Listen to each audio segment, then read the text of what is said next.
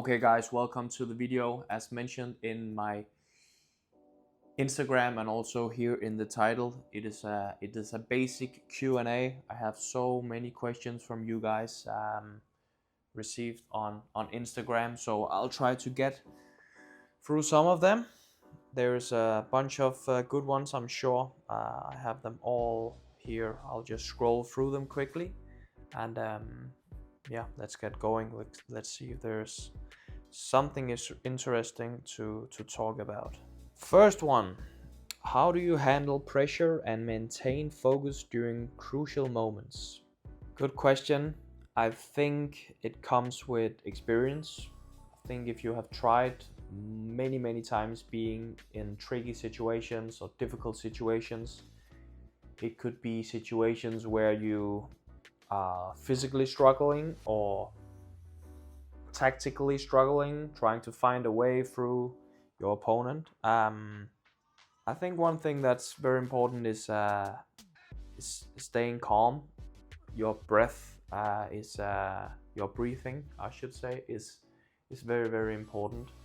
If your pulse is like super high and you not really get down to earth during in between the rallies, then you would have a hard time to navigate in things tactically as well. So your breathing is a tool that you could use to try and stay calm and maintain focus. So try to get your pulse down in between the rallies, and then you can think more clearly.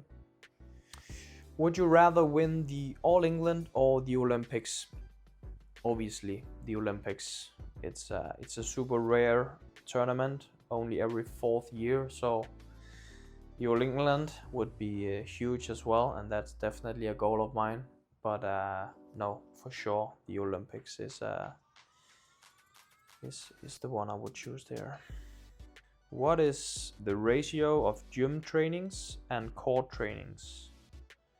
How to improve endurance? So I would say twice the amount of on-court sessions compared to physical training sessions typically. I don't know, maybe that's actually not even right. Maybe it's usually on a regular week of practice I would have 2 to 3 gym sessions where it's about lifting weights, and I will have 1 to 2 cardio sessions. That could be either on the regular bike or the assault bike. And badminton I have like just one every single day almost, and then I have 1 day off. So it's actually closer to maybe 60 or 65% badminton and 30 or 35, 40 or 35% gym sessions, I would say. I don't think I practice as much badminton as many players do. Oftentimes players is having multiple sessions a day, and maybe also their sessions would be between 2 and 3 hours. My sessions is usually around 90 minutes to 2 hours, and oftentimes I only have 1 badminton session a day actually. And why is that? I just feel like my badminton skills is so crazy good and so developed that I rather focus more on the physical aspect. How many kilometers you run? How many days in a week? The answer there is I don't run. Never, ever. So if I wanted to do some extra cardio, I would do it on the bike or the assault bike. I never run. But most badminton players run, especially the Asian countries really like to run. And I think it's super good to run for your cardio and your stamina. It's very tough. But the reason why I don't do it is that I don't want to get all these impacts. So when you land every single time, it could be a little bit tough for your ankles, knees, hips, whatever. Whereas on the bike, it's not as tough for the joints and everything. So, and you are still able to push the cardio and the heart and the lungs very much. So that's why I decided to do it like that. So it's written in Danish, but I'll translate it. your thoughts on Kenneth Jonassen being coach for Malaysia. Yeah, so that was actually, it was a little bit weird at first knowing that Kenneth is going to coach another team. And eventually I will at some point end up in a situation where Kenneth is going to coach against me, and that's going to be a little bit weird, to be honest, because I have been coached by Kenneth for many years. We started to work together in the national team when I was like 17 years old, so that's definitely going to be a little weird situation. I have a very good relationship with Kenneth, so that's why. But I'm happy for him. I'm really happy for him. I hope that he get what he seeks in that adventure to Malaysia, and I hope that he will do well.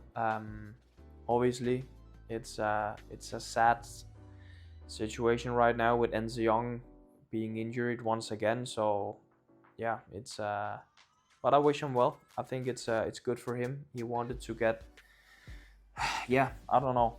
I guess he wanted to try out something new, and a task like being the national men's single coach for Malaysia is a tough one. So I wish him well. I'm happy for him. I hope that he's happy as well, and I'm sure that he will do great things in Malaysia if he gets the time. How do you mentally prepare for high stakes matches?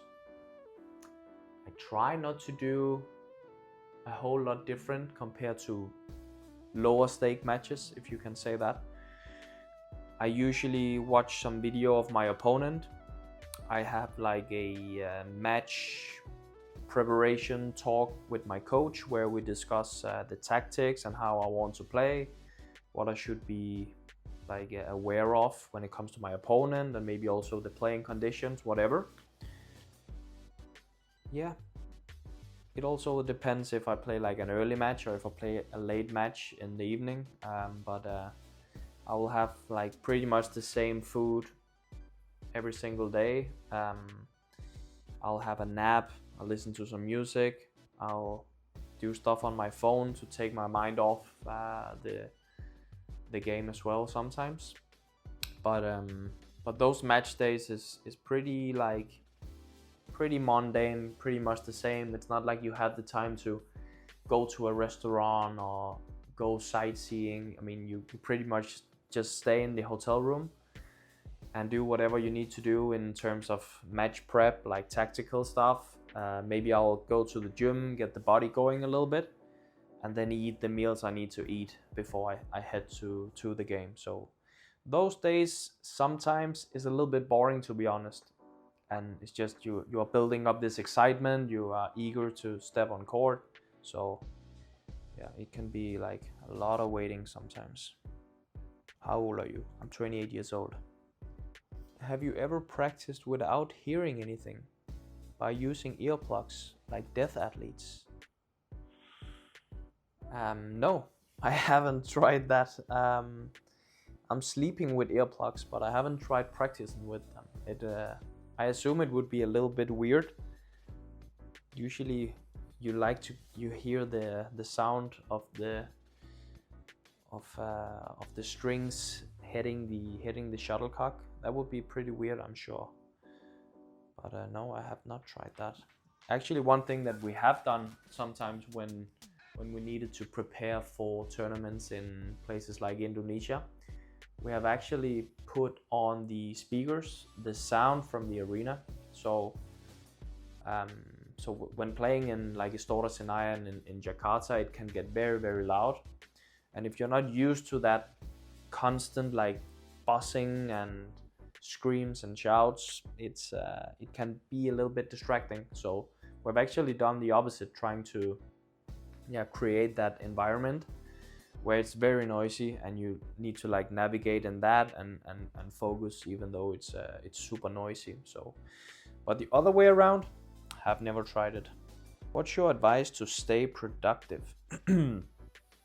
I would say I'm a pretty productive person in general. One thing that I find important is to be structured, like have a weekly plan and also like a daily plan.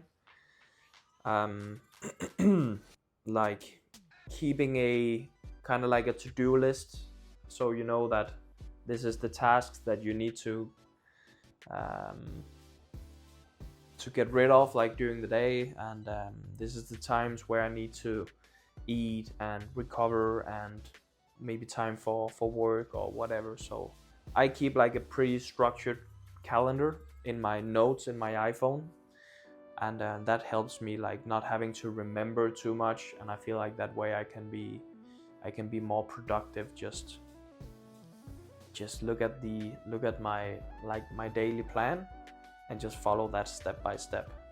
5 world championship golds or 1 Olympic gold? Definitely 5 world championship golds. That would be insane. How many world championship golds does Lindan have? Is it like 5? Guys, help me out. What does your diet look like?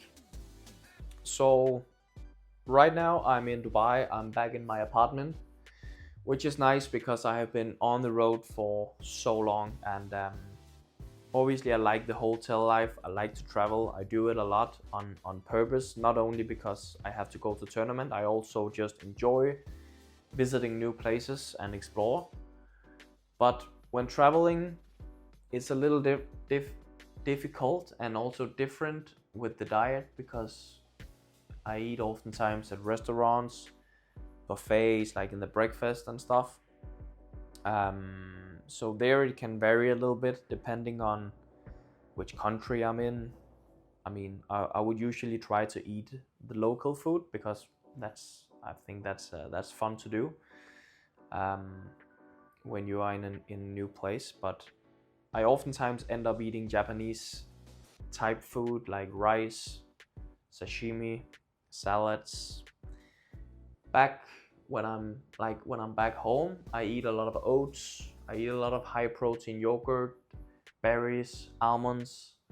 I still eat like a lot of rice, chicken, vegetables, avocado, eggs. Pretty healthy stuff in general. And when I'm home, I try to make the majority of my meals myself. But then maybe once a day for dinner, I like to head out and enjoy the time and enjoy some nice food. Obviously, still, it would be pretty healthy. What is your favorite music you listen to before a match? I listen to a lot of Drake. I listen to a lot of rap music.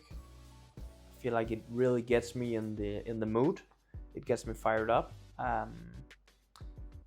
Like it needs to have some kind of energy to it, but yeah, it doesn't matter as much to me as it did back in the days. Like back in the days, I would listen to a lot of, high pace rap music. But nowadays, it's not so important. It could also be just like a good vibe, some pop music, R&B, whatever. But one thing I usually do is, like, let's say I play a first round match and I listen to some music before that match and I end up winning and I have a good feeling. I would usually like play that song or those songs for the rest of the week. So maybe I'm a little bit superstitious there, but never change a winning strategy, they say. Can we say that you are the Istora King now? I don't know, guys. You'll have to decide that. I have been doing very well in Istora Senayan. I've been in the final there 6 times, 3 times in Indonesia Masters, 3 times in Indonesia Open. But there's plenty of players who has been doing incredible things in Istora Senayan. I would also mention my fellow Dane Victor Axelsen. I think he won the Indonesia Open 3 times in a row. So yeah, I don't know about that. He might have something to say there.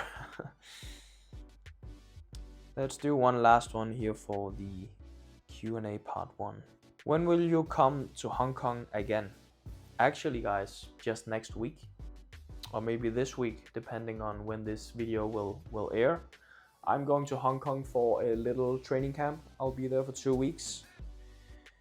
Yeah, I spoke about it before. I like to practice in Hong Kong. I like the conditions, the players, the coaches.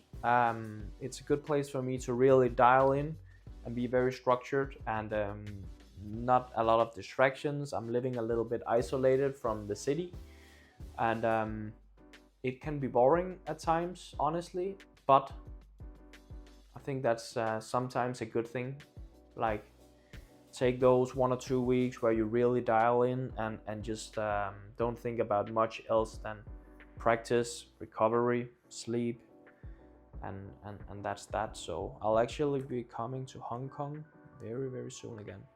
I think this was the part 1 of the Q&A. I can either take more of these questions, because there is like maybe like 500 or something, or you can write some new questions in the comment section, and I think I'll do a part 2 of the Q&A. So thanks guys for watching, and stay tuned for the next video.